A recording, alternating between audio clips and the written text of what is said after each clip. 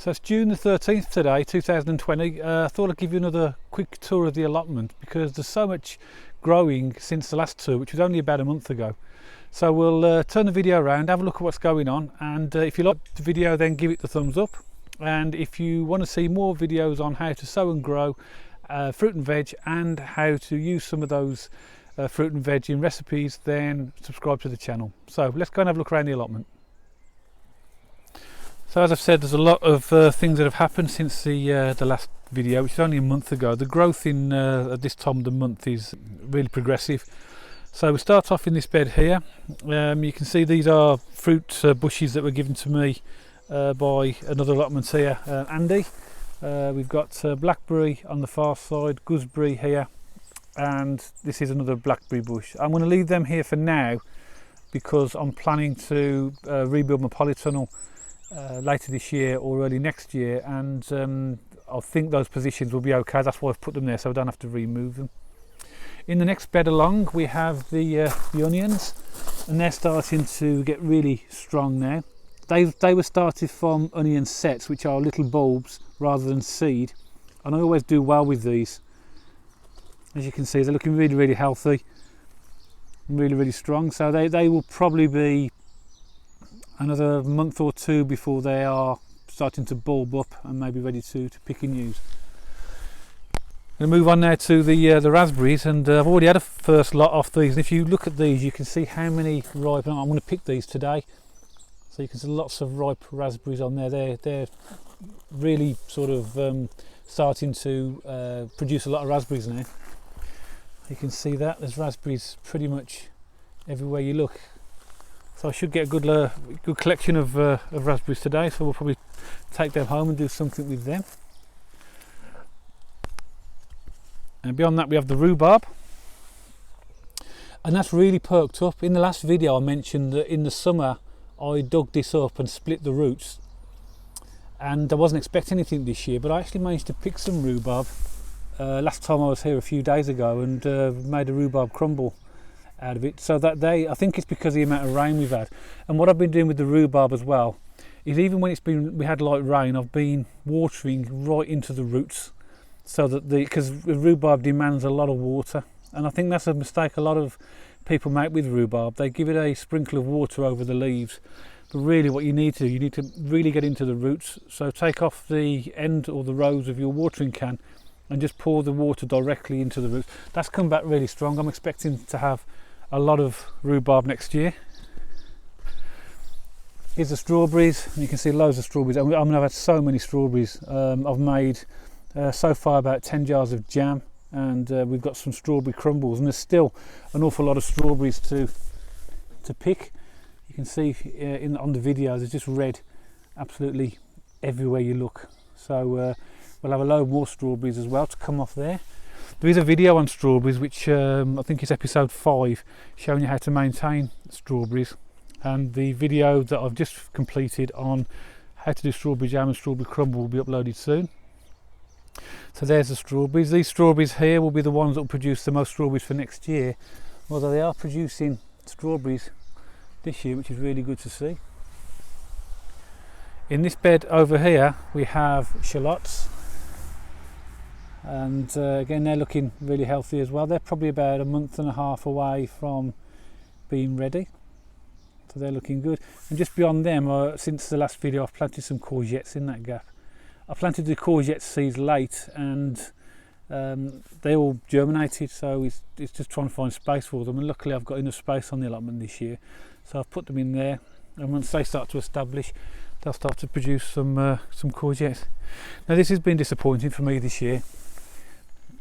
These are parsnips, and for some reason these were all parsnips here. They're just not grown. I think it's because I put the seeds in too deep, or maybe they were old seeds.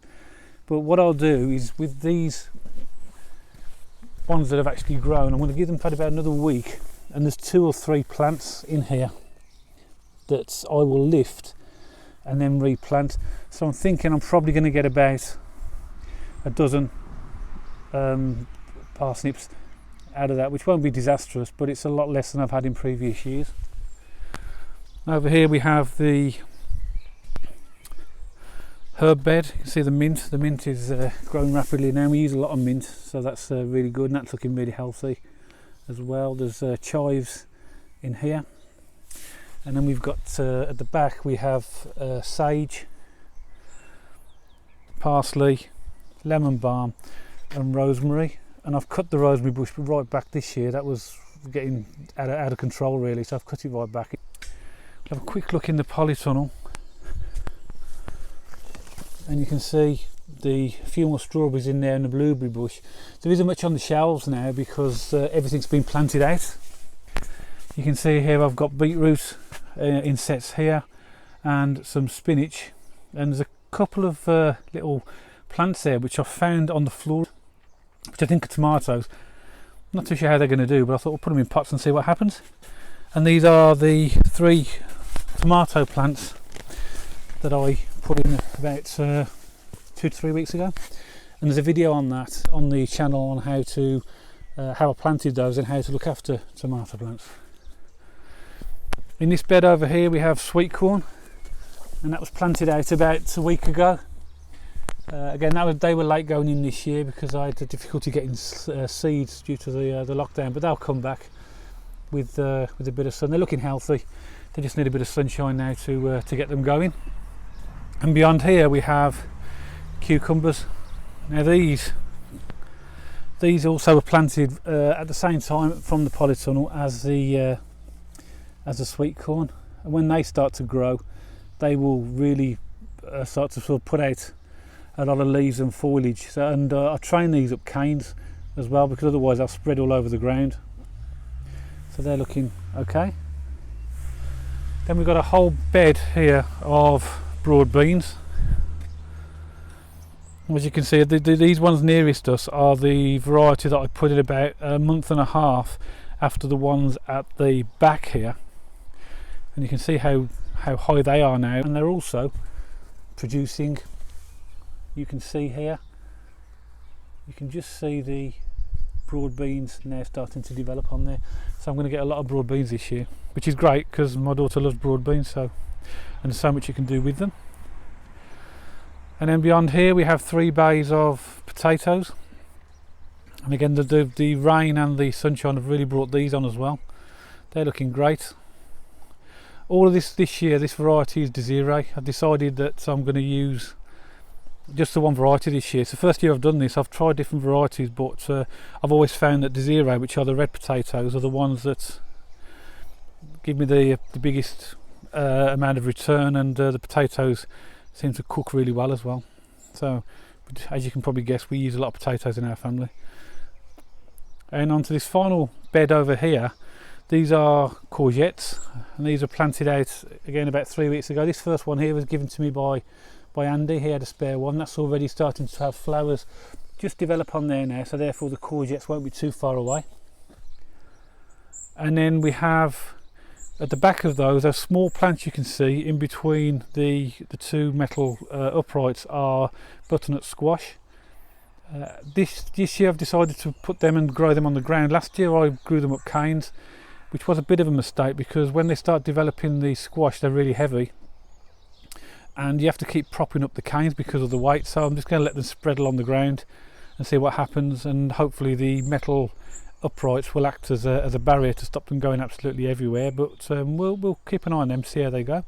And then at the back we have mangetout. These are the first sowing of mangetout. You can see they've got loads of flowers on them. They have got mangetout on them as well now, so they're going to be ready for picking maybe in a week or two's time, and they're really nice. They're great in stir fries, and they're good for freezing as well, which is why I grow so many. And at the back we have a later sowing of mangetout and an even later one there, so I've got a bit of a continuous supply there of mangetout. Just at the back of here you can see one climbing French bean plant, and I don't know what's happened with this, but I've always done well with beans, but this year for some reason they just haven't germinated. And again, I think it's because I didn't buy new seeds. The seeds were old seeds, and because of the lockdown I didn't have the opportunity to go and buy any, but I've got one plant there. So next year I'm going to start those in the polytunnel and make sure that I'll get them right. Over here we have, that's our new compost bin, and over here under the green netting we have, maybe you can just make out just under the green netting, there's lettuce leaves, and just past them are carrots. Over here we have radish, and in the final one here we have spinach beet, which was transplanted about a week ago, so thinned out, sorry, about a week ago. So that's the allotment, as you can see. It's a really great time of year, everything's growing rapidly, and it's that time of year where we're just starting to now see the success in terms of the vegetables and the fruit that we're actually starting to harvest. So if you like the video, then give it the thumbs up, and if you want to subscribe to the channel, please do so. If you've got any questions or comments, then just add them at the bottom, and we'll share those with everybody else. Okay, we'll see you on the next video.